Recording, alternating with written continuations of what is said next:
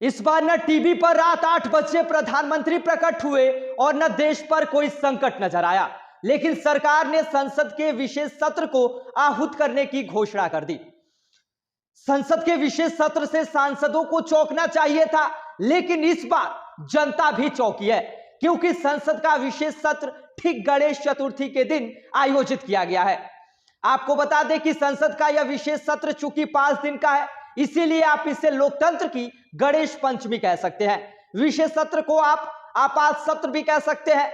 देशवासियों के मन में जिज्ञासा है कि आखिर अचानक देश में ऐसा क्या हो गया जो सरकार गणेश चतुर्थी के दिन संसद का विशेष सत्र आहूत करना पड़ा। आमतौर पर संसद 30 त्योहार के अवसरों पर अवकाश रखती है, लेकिन इस बार जानबूझकर गणेश चतुर्थी को यह सत्र आहूत किया गया है। ये गणेश जी को खुश करने के लिए किया गया है या नाराज करने के लिए, ये सरकार और गणेश जी के अलावा कोई और नहीं जानता है। देश को जलते हुए मणिपुर पर चर्चा के लिए विपक्ष संसद के विशेष सत्र की मांग करती रही, लेकिन तब देश की नहीं सुनी गई और ना विपक्ष की सुनी गई। आज देश जब इस तरह की कोई मांग नहीं कर रहा है, तब संसद का विशेष सत्र आहूत किया जा रहा है। भला ऐसा कौन सा आसमान टूट पड़ा देश के ऊपर? संसद के विशेष सत्र के आयोजन की खबर आने के बाद अटकलों का बाजार गर्म है। अभी तक संसदीय कार्य मंत्री ने संसद के विशेष सत्र की कार्यसूची जारी नहीं की है। सरकार ने इस बाबत न विपक्ष को भरोसे में लिया है और न अपने सहयोगी दलों को। सहयोगी दल सरकारी पार्टी के लिए कोई महत्व नहीं रखते और विपक्ष, जो अब इंडिया हो चुका है, कुछ सरकार विपक्ष नहीं घमंडिया मानती है। ऐसे में घमंड विपक्ष से क्या बात करना। आमतौर पर जब कोई विधानसभा भंग करना हो या जब सरकार अल्पमत में आज गई हो, तो ऐसे में सत्र आहूत किए जाते हैं। फिलहाल ऐसा कोई मुद्दा नहीं है। जितना सरकारी कामकाज था वो पिछले दिनों पावत सत्र में निपटा लिया गया है, ध्वनि मत से निपटा लिया गया है। विपक्ष के अविश्वास प्रस्ताव की धज्जियां उड़ा दी गई। तब सवाल उठता है कि संसद के विशेष सत्र की क्या जरूरत है? किसने कहा कि सोती हुई संसद को जगाओ? मुझे जहां तक याद है कि संसद का विशेष सत्र तमिलनाडु और नागालैंड में राष्ट्रपति शासन की अवधि बढ़ाने के लिए फरवरी 1977 में राज्यसभा का 2 दिन का विशेष सत्र आयोजित किया गया था। सन 1991 में अनुच्छेद 356(3) के प्रावधान के तहत हरियाणा में राष्ट्रपति शासन की मंजूरी के लिए भी एक और 2 दिवसीय विशेष सत्र आयोजित किया गया था। यूपीए शासन के दौरान वामपंथी दलों द्वारा तत्कालीन मनमोहन सिंह सरकार से समर्थन वापस लेने के बाद विश्वास मत के लिए जुलाई 2008 में लोकसभा का विशेष सत्र बुलाया गया था। इस समय देश में एक स्थायी किंतु भ्रमित और भयभीत सरकार है। सरकार को विशेष सत्र आहूत करने का संवैधानिक अधिकार है, इसलिए उसे चुनौती नहीं दी जा सकती और दी भी जानी नहीं चाहिए, किंतु इस फैसले पर पूरे देश में बहस की जानी चाहिए ताकि अफवाहों का दौर समाप्त हो सके।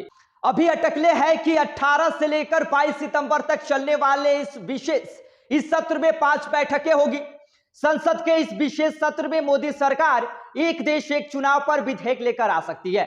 जैसा कि मैंने पहले ही कहा कि सरकार के पास पूर्ण बहुमत है, इसीलिए वो विपक्ष की मर्जी और विरोध की परवाह किए बिना जो कानून बनाना चाहे वो बना सकती है। विपक्ष संसद में आए या न आए, इससे कोई फर्क पड़ने वाला नहीं है। विपक्ष आकर हंगामा करे तो भी सरकार के पास विधेयक पारित कराने के लिए मेजें थपथपाकर यानी कि ध्वनि मत से पारित करने के लिए असीमित शक्ति है। इसलिए इस सत्र का कोई जरूरत नहीं थी। यह काम पिछले सत्र में भी किया जा सकता था, लेकिन इससे देश और दुनिया चौंकती नहीं, गणेश जी व्यतीत नहीं होते।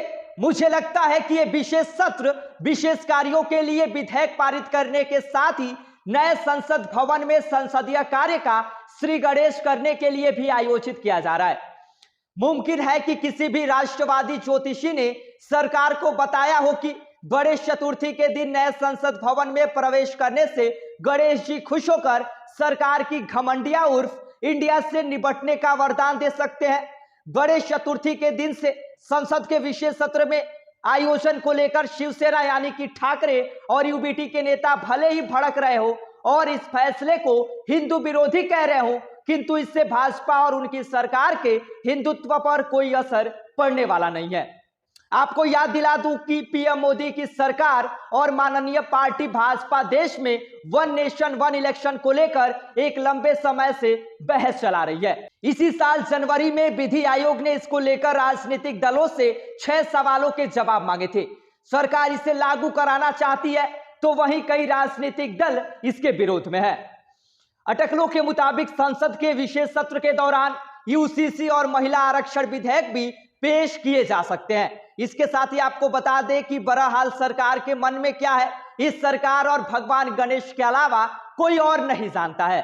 पूरे देश को प्रार्थना करनी चाहिए कि संसद के विशेष सत्र में ऐसा कुछ विशेष ना हो जो देश के संसदीय इतिहास को कलंकित कर दे। वैसे भी भारतीय लोकतंत्र बीते कुछ दशकों में चमका कम है और कलंकित ज्यादा हुआ है। आपको बता दें कि कांग्रेस के राज में घोटालों की वजह से और भाजपा राज में समाज में नफरत की फसल को सरकारी संरक्षण दिए जाने की वजह से। आपको याद होगा कि मणिपुर कांड के बाद दुनिया की तमाम संसदों में हमारी निंदा की गई और हम न संसद के पावन सत्र में बोले और न लाल किले की प्राचीर से।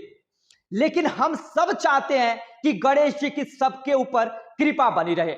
बाकी आप सभी का पूरी खबर पर क्या कहना है और आने वाले समय में आखिर इस विशेष सत्र में क्या होने वाला है वो तो आप सभी को पता चल जाएगा।